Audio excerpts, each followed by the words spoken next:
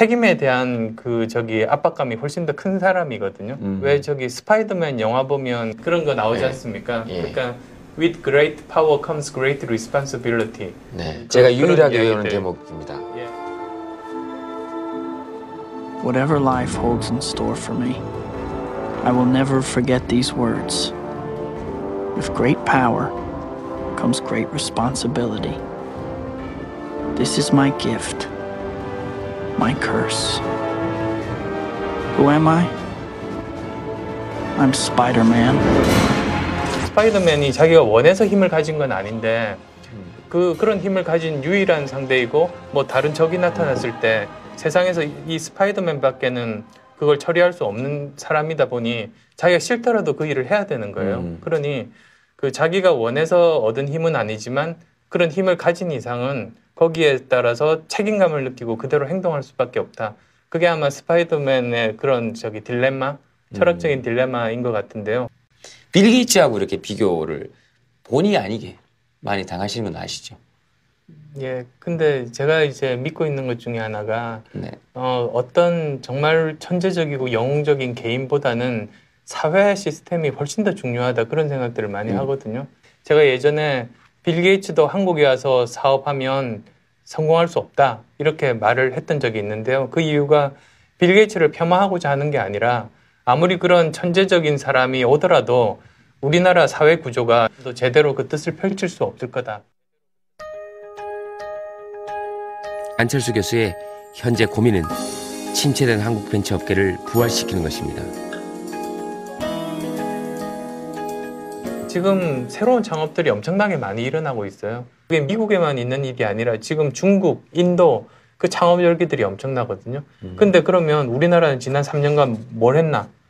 거의 없어요.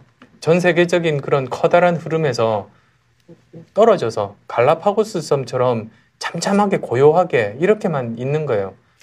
더 구체적으로 보시면 우리나라가 지금 지난 30년간 대기업 그룹이 아니라 독립적으로 창업한 기업 중에서 매출이 1조 원 이상 되는 기업이 2개밖에 없어요. 웅진과 NHN.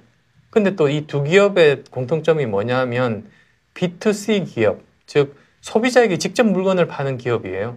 그런 기업만 그나마 2개나 살아남고요. 대기업에 납품하는 기업 중에 살아남은 데가 없어요. 굉장히 이상한 구조거든요. 대부분의 경우는 이제 중소기업이 굉장히 많고 그 다음에 훨씬 더 적지만 좀 더 큰 중견기업들이 존재하고 그 다음에 또 이런 대기업들이 존재하는 피라미드 구조가 뭐 자연적으로도 그렇고 뭐 기업 세계에서도 당연한 생태 구조이고 전 세계적으로 그런데요. 우리나라만 유일하게 중견기업이 거의 씨가 말랐어요. 그러니까 이런 이상한 구조가 왜 생겼느냐? 뭐 결국은 굉장히 심하게 말을 하자면 정부에서 대기업이 발전하는 게 국가 경제 발전에 도움이 된다는 그런 생각하에서 그 무법천지를 방조한 거죠. 그래서 마구 약탈 행위들이 일어났는데도 그냥 그대로 놔둔 거죠.